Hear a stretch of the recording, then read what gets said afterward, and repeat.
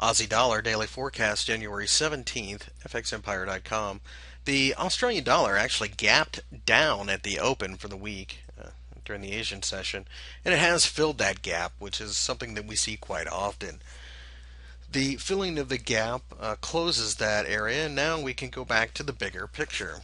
And the bigger picture dictates that although we got a little bit of a rise during the light holiday session on Monday, it is a holiday in the United States, Martin Luther King Day, we haven't moved out of our ascending triangle kind of wedge like pattern that we've been following.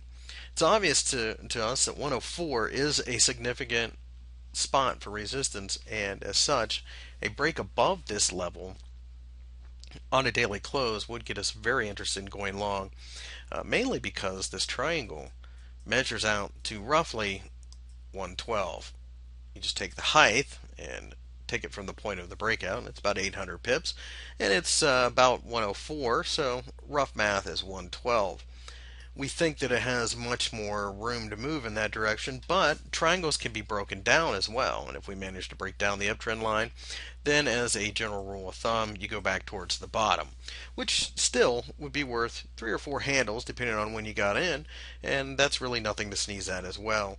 But giving the remarkable buoyancy of the Australian dollar over time and the fact that it's been such a strong move up for the Aussie dollar over the last several years, we do prefer the long side and in fact would be much more comfortable hanging on to that trade than we would to the down.